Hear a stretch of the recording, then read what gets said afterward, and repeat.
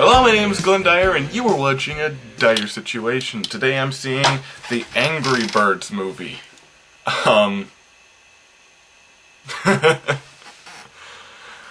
Well, honestly, the whole idea of this is just silly.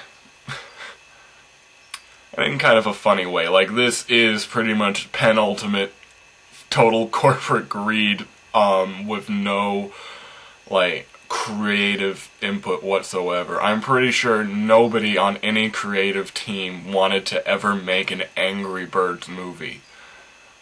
Although the funny thing is, when I visited Warner Brothers Studios a few years back, we went inside of their prop warehouse, and I remember coming across a wagon filled with, like, little bird figurines, and when I looked at the plaque, it said, Angry Birds. Which is confusing because this movie appears to be fully animated, so if there is a live-action scene in there, though, with, like, little bird figurines, man, I saw those. I saw those when they were being checked out of the prop library. And if not, then that means somebody was seriously considering making a fully live-action Angry Birds movie, which is even worse.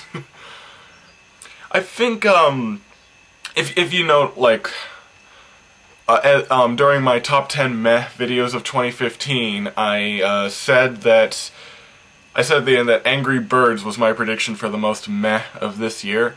Probably not going to be true, considering I managed to pick it out of a list, which would pretty much disqualify it. But, yeah, I do think it's probably not going to be, like, terrible, probably just, like, lame and annoying. But, yeah, so that's pretty much it. The main thing, like, especially watching the trailer, it kind of grosses me out. I mean, the Angry Birds have legs, and it doesn't look right to me. They don't look like birds. They don't look like Angry Birds. They look like freaks of nature. It's disorienting. Ugh. It's such a weird thing to say that birds aren't supposed to have legs, but they make it look like they really aren't supposed to have legs. They look so weird. It's disturbing. So yeah, it's probably gonna suck. So, let's see it. You know, I honestly just feel sorry for the filmmakers. I really, truly do. I mean, like, just imagine this. You're like a CGI artist, and some dude comes up to you and says, hey, I want you to make an Angry Birds movie for me. Here's $1 billion. You can't turn that down, but what the hell are you gonna do? And of course he hands you a list of stuff that has to be in there, like, alright, and the movie has to be PG to appeal to the audience that plays the games.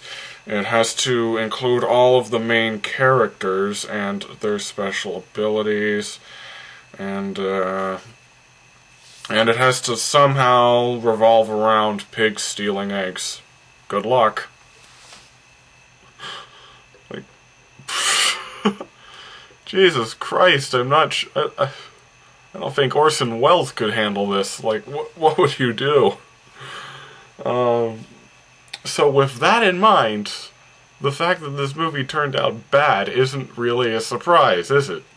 I mean, they're making an emoji movie, and I'm sure that's going to be just as terrible, and I don't think it's any particular artist's fault.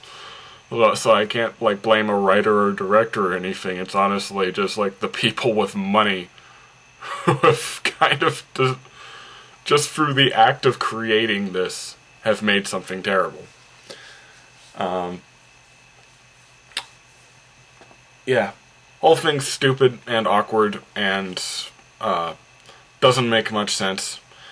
As I said, they seemed contractually obligated to feature every single one of those Angry Birds in there, even when it doesn't make much sense. Like, apparently some of them have superpowers, and that's how they do the stuff in the games, and what they do with the slingshots and stuff.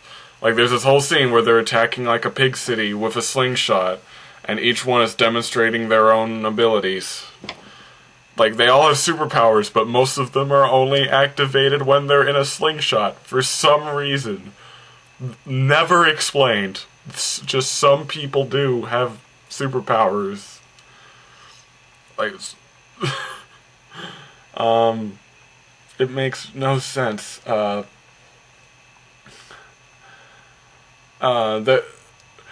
the more baffling ones is that, at least for the most part, like, when we see the people using superpowers, it's either with the slingshot, like at the end, or it's like this main character who has the, like, super speed, and the another one who blows up.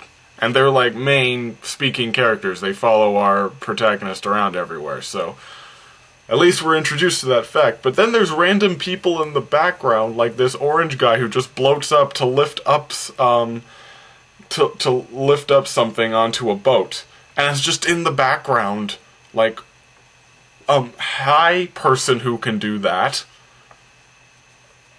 What am I supposed to gather from that thing? I mean, it's not like it was just like some orange ball dude and who's walking down a street and for people who are fans of the game to go, oh yeah, it's that guy. No, it was just demonstrating his superpower. He can do that. It just baffles me because they do it for him, but they don't do it for other people, like the lady who shoots fucking, like, rains fucking death from her ass when she's... I can't believe I just said that sentence. Who rains purple death from her ass as she floats along. Also, the birds can't fly, and they don't explain why this is a thing either, and they make jokes about it. Like, could they always not fly? They don't explain that. Because if they couldn't always fly, then why are they always making jokes about, yeah, it'll be that way when birds fly? What? Like, we don't make jokes about when humans fly, we do it about it with other animals, and admittedly they don't know of any other animals. I'm not even 100% sure where they get their food from, maybe it's like fruit or something. They do make jokes about birds barfing into each other's mouths, that's classy. No fart jokes though, that was surprising to me. Just a lot of bird and pig puns. That was the main thing they go with, like, Kevin Bacon in Hamlet. That was the one that made me facepalm.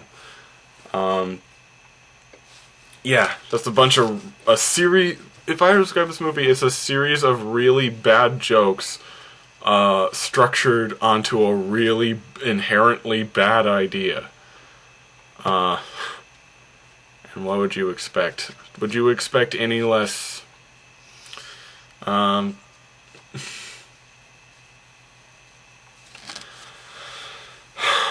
But yeah, I don't know, I still wouldn't say it's god-awful, though. I mean, to me, god-awful, like, especially in a kid sense, would mean that it's honestly just not teaching kids anything. Like, as much as I like to joke about Norm of the North, like, it is a terrible kids film, it's a terrible movie in general. Just because, like, I'm pretty sure your kids would get stupider watching that thing. I suggest Norm of the North more for if you're, like, with a bunch of friends staying up late watching shitty movies, it would be pretty fun. I don't think for kids it would be. Angry Birds, I'm more leaning towards, yeah, I guess kids would be okay with it, but there's better things. I think Zootopia is still in theaters. Go take them to that again. Yeah, take them to it for a third time or something. It'd be probably a better experience than with this movie. Because I hate to break it to you, but the Angry Birds lore, I've looked it up, it's not very intensive. They don't have much. They don't really have much character beyond their design, which was purely for game purposes, not for character stuff, so yeah, sorry.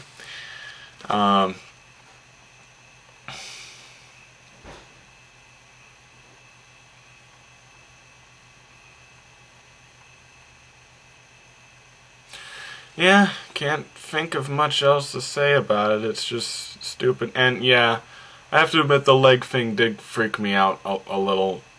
Even to the end, it kind of grossed me out just because they aren't shaped like birds.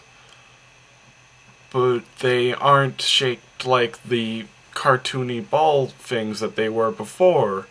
Which, you know, whilst unrealistic, was somewhat charming. And there's other things in there that, like, just seem baffling to me because they aren't even a part of the game. Like the fact that certain birds' beaks are angled. Like, when facing straight on, they're angled off that way. Like, it looks like they freaking broke their mouths. It's disturbing. But the worst part is, that's not even a part of the freaking game. I looked up pictures of them. Head first, their beaks are fine. Why did they put that in this movie? It looks so gross. And it's disturbing. Yeah, I don't know. I guess in terms of, like, what kids would get out of this, I suppose it could be considered a bad influence in the fact that it acts like explosions don't hurt anyone. Or yeah, that wrecking public property is pretty cool. Like, they just totally destroyed a city. But then again, it was a city of people who stole eggs. I don't know.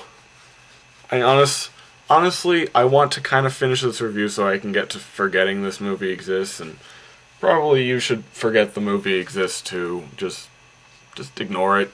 It'll go away. Then the Emoji Movie will come, and then the, what else? Then the Troll Face movie. Well, the funny thing was, they actually played Never Gonna Give You Up in this movie, so I was wondering if that was a nod to the audience, like, yeah, you can go home now. It wasn't during the end credits. That would have been perfect, but no, it was just a random scene of the movie, so it made me think, oh man. Yeah, you're right. This is a Rickroll, guys. This is. It really is.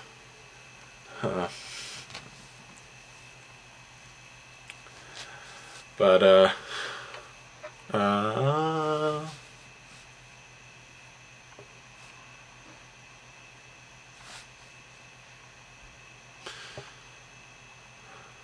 yeah, I think that's it.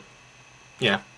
So until next time, I'm Glenn Dyer, and you have been watching A Dire Situation.